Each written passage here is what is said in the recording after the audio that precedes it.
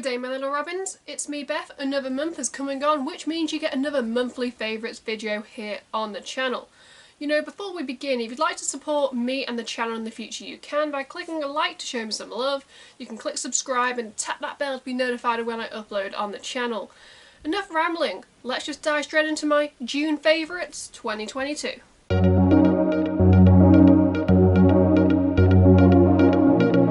Let's kick off with gigs, and I only saw one the whole month of June, and guys, I finally got to see Rammstein in Cardiff of all cities with my dad of all people. Now, Rammstein has been a bucket list band for both me and my dad for years, and it's one of like the few bands that we both have in common, that like we love talking about their music, we love listening to it in the car. So the fact that, you know, that we got to make memories, I'm very happy about. You know, I had the day off work, we spent the night in Cardiff, it was amazing. Now talking about the show, the set list was huge, and it just goes to show like how diverse like Rammstein's like back catalogue is. And while they did play like all the big like banging like hits that you would expect, and the audience went crazy, I've watched enough of the live DVDs to know that like the pyro, the staging, all that is like over the top, but in person it was amazing to see all the pyro. My dad and I were seated and we actually had like a really good view of like the whole stage. It was an amazing night. I might never get to see Rammstein again because they don't really seem to tour England that often, and when they do, the tickets sell out really fast. But yeah, Rammstein, I loved them, and now bring on September 2022 because that's when my next gig is. On to album purchases. Now there were only two this month, and yes, they were both K-pop related, but I haven't actually got my hands on them physically because I made the mistake of pre-ordering them together, and they'll only ship out once the second album has been released. I don't do that many pre-orders, but from what I've learned, pre-order items separately because at least one of them would have arrived by now. The first album I bought was BTS's anthology album, Proof, and I've been an ARMY since like 2015, you know, I have no shame. It's only recently in 2022 that I've announced I actually like K-pop on the channel. It came as a surprise to a lot of people who were like, we just thought you listened to like emo, rock and metal. I also listen to K-pop. For me, I thought the timing of like Proof was perfect because not long after they announced it, they did like a group announcement that they're going to focus on solo projects, which is why they waited 9 years instead of celebrating like a 10-year anniversary next year, which most groups or bands around the world would have done. And I, like many ARMYs, were a little bit annoyed at the lack of new songs, but there are like multiple CDs, and when you actually look at the set list, you go, okay, there are different versions of songs, which technically do count them as new. If I had to pick my favourite new song, it would be Yet to Come, which had a music video which I reacted to. I like K-pop, I like BTS, I'll probably check out some of the solo projects. Guys, sorry if the background's changed or the camera angle's slightly off. My camera's been playing up recently if you're new to the channel or you're not new to the channel. I do aim to get a new one next month when payday rolls around, so you know, hopefully this problem doesn't happen again. Anyway, on to the second K-pop album that I bought the month of June, or pre-ordered, because I haven't got my hands on it just yet, and I probably won't until July. Anyway, it was KARD's mini album, B.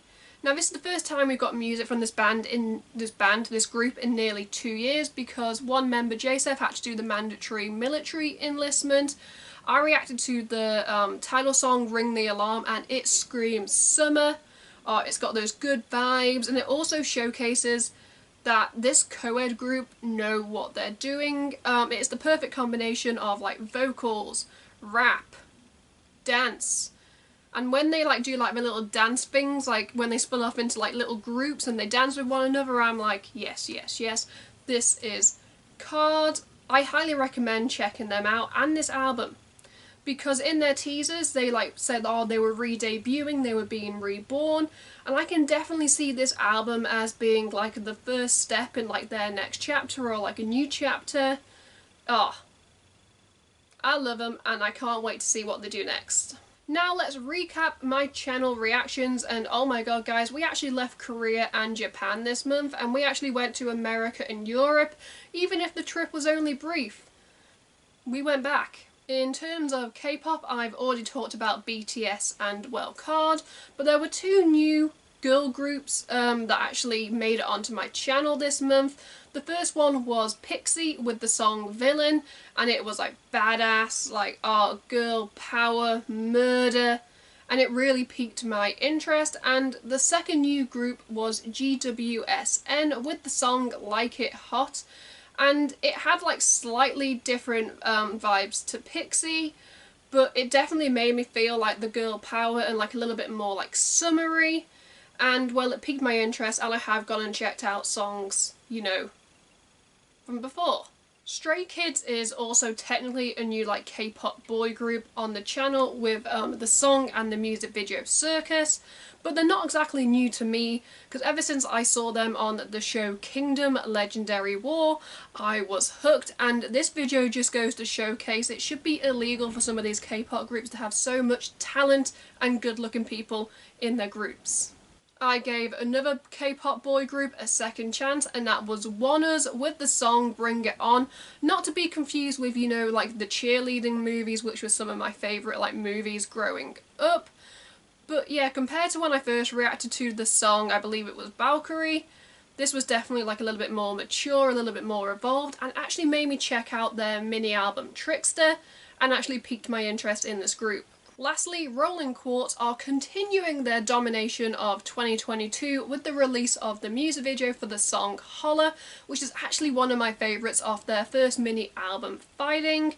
It was a high quality video production, and the fact they made the girls like vampires like really gave off the strong gothic vibes, which this group are doing really well. So yeah, Rolling Quartz, amazing, a good month for K-pop here on the channel. Now on to Japan, where I reacted to two, you know, kind of favourite bands here on the channel now with the amount of times I've reacted to them, and one not so new but not so old. I'll get to that band, you know, after I've talked about the other two. The first band is Dexcore and the song The Light. This music video never let up start to finish. It showed the intensity. It was like it punched you in the face, it punched you in the throat, it punched you in the gut.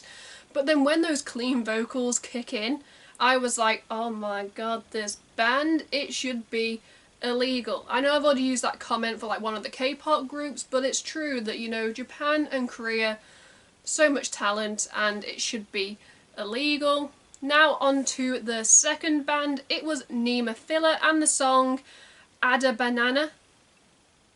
I kind of sound like a minion now trying to say a banana, but that's the name of the song and the video, and I checked it out on the channel because, oh my god, these ladies they just scream talent. And this music video, and especially the title, when I first heard it, and when they said it in like the chorus, I was like, it sounds like it's a spell that belongs in Harry Potter.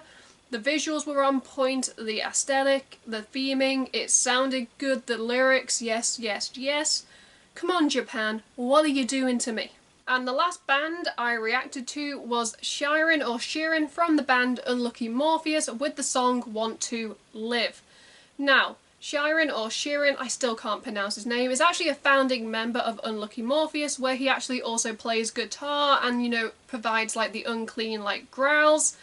And I found this really unique because this whole video was literally him taking the lead on like vocals. Well, it was pretty much just growling start to finish. With the rest of the band, like on the instruments, it just lacked Fuki, and it was okay because it gave other members like a chance to shine. And I wouldn't mind if they did this more in the future, if they kind of like balanced out the vocals.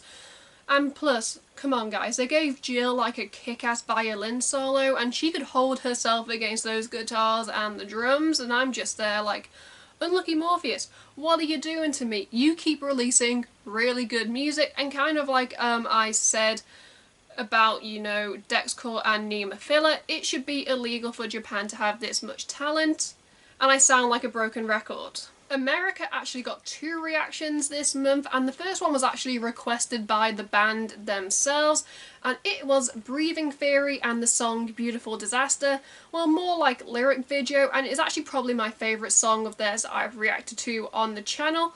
I was just very surprised when they reached out because I wasn't really favourable to the first song I reacted to, but I'm happy I gave them a second chance because I really liked Beautiful Disaster and the message that it put across. And well, the second American band is Hollywood Undead with their official visualizer for the song Silly of the Dead off their upcoming album Hotel California.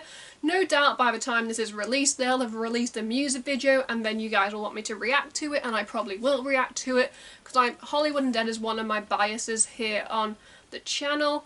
Oh my god, can we just talk about how angelic Danny sounded? And I wasn't expecting J-Dog to sound so good when he like sings like clean vocals, because I'm so used to hearing him like rap or do slightly uncleans like he did on Chaos. Okay, yes, they forgot the homey funny, but fingers crossed they don't do that on the album. But yeah, Hollywood Undead, they're amazing, I love them, and I'm happy, you know, that we got out of Asia. And finally, representing Europe is Beyond the Black with the song and the video Reincarnation, which was an epic fantasy, symphonic, power metal with like a good sprinkling of like gothic metal, you know, for good measure. Oh my god, start to finish I was mesmerised. The whole band sounded so good, and Jennifer's vocals definitely improve each time they do a release, and I know this is like a one-off single, but I really hope, you know, that, you know, maybe they're starting like a new story, because I would love a continuation, because I want to know what happened at the end when they were stood in front of that portal. Now we move on to TV land, and let's start with Discovery Plus, where one of the new shows that I watched was Trixie Motel. That's right, drag legend Trixie Motel, who I watch all the time on YouTube, decided to buy and renovate a motel with her partner David and document the experience with the help of like drag queens and like celebrities and like designers. It is a laugh because Trixie definitely brings the jokes, but then it also has like serious moments because it's a pretty hard thing opening a motel. Check it out.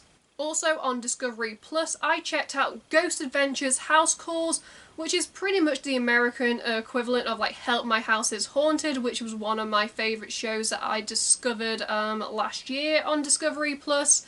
I guess it's kind of refreshing for Ghost Adventures because they're not checking out abandoned buildings, they're actually going into people's homes, and it kind of makes it a little bit more believable, and I think that's what the show needed, so that when they do go back to Ghost Adventures, it gives it kind of like a fresh new lick of paint. Lastly, I watched Spook Scotland, yes, another paranormal show, because Discovery Plus likes churning them out, and this was actually like co-hosted by Chris Fleming, who was actually formerly on Help My House is Haunted before COVID struck, and Gail Porter, who lead a team around haunted locations in Scotland. Scotland is very haunted apparently, and there are a lot of locations, and I like the chemistry. It's nice, especially when a show is, I say shot in England, it's shot in Scotland. But yeah, it's a good time. Thank you, Discovery Plus. Jumping around a little, let's talk about anime. Over on Crunchyroll, I finally checked out That Time I Got Reincarnated as a Slime. And I can hear, like, in the background, well, they're not here, but I can hear a few of my friends finally going, yes, she finally checked it out, because it has been highly recommended to me by quite a few of people in my friendship group. The reason I actually checked it out is because they did a collaboration with one of my favourite mobile games, Seven Deadly Sins Grand Cross, which is based on one of my favourite animes and manga series. Yeah, and they also released their own, like, phone game, which was recommended to me because I played the collaboration on Grand Cross. It is hilarious, and I don't know what I would do if I like died in the real world and then woke up as a slime, but the characters are amazing, I love all the voice acting, the story is compelling, and after like the first couple of episodes I was like, I need to keep watching it, but then I had to stop myself from binging it. Anime. Who doesn't love it? Onto Netflix, where I actually watched 3 new shows. I've decided that I'm not going to like bore you if I like with a repetitive show. I'm still watching Men on a Mission, but I actually checked out 3 new shows. And now let's kick off with one of probably my most anticipated series of 2022, Umbrella Academy Season 3. Yes, the family are back, except there is a new family in town, the Sparrows. But, you know, that doesn't stop things, you know, turning south and, like, the shit hitting the fan and lots of, like, death, comedy, having to, like, collaborate, the two families coming together, mystery. Umbrella Academy is definitely a unique show, and kind of like the first two seasons, Klaus is my favourite character by far, and I feel like his character got like a lot of development in this series. My favourite scene was definitely in the episode 1, and that was the Footloose dance number, because each season has to have like a dance number, and Footloose was probably the perfect song for these two families to have a dance battle to. Now recently Netflix has been like criticised for quantity over quality, but Umbrella Academy definitely brings back the quality over quantity, and I hope we get a season 4. We probably will, and I hope it's the last, because I really feel like the story needs to wrap itself up. I only watched one UK drama this month, and it was Alchemy of Souls, and this is what the Netflix like synopsis has to say, because I don't want to spoil it, because I feel like a lot of people need to watch it. Yes, I have my notes. A powerful sorceress in a blind woman's body encounters a man from a prestigious family who wants her help to change his destiny. It's pretty much like paranormal, supernatural, historical drama rolled into one. It has a compelling story, the cast is amazing, and I am hooked. The last Netflix show I want to talk about is Busted. Sadly it is over, but it did have 3 seasons, which I did binge over like the span of like my 3 days off.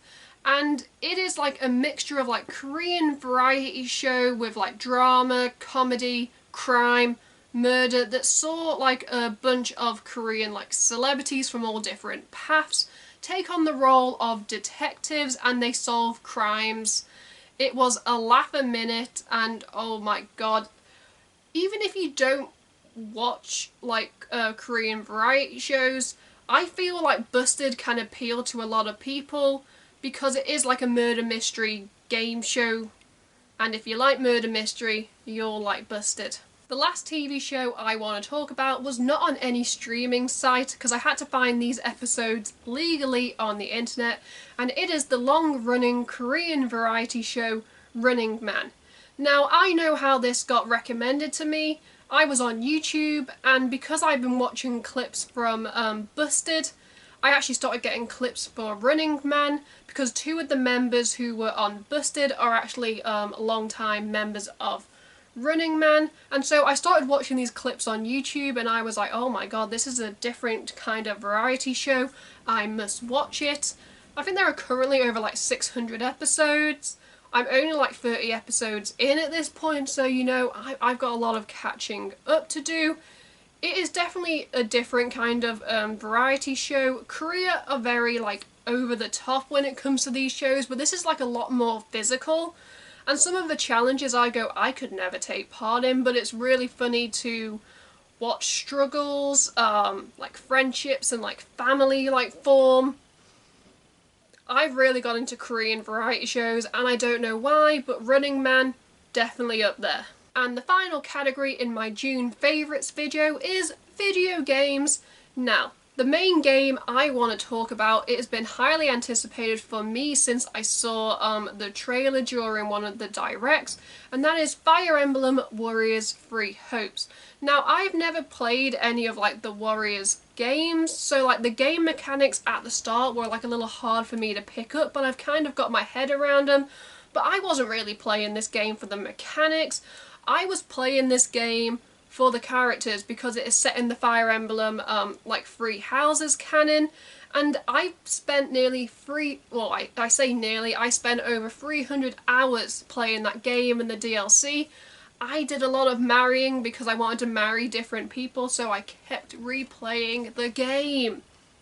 It's not sad, it's dedication to this franchise. Fire Emblem is definitely up there as one of my favourite games, and it actually piqued my interest, and I wouldn't mind checking out like another like Warriors game.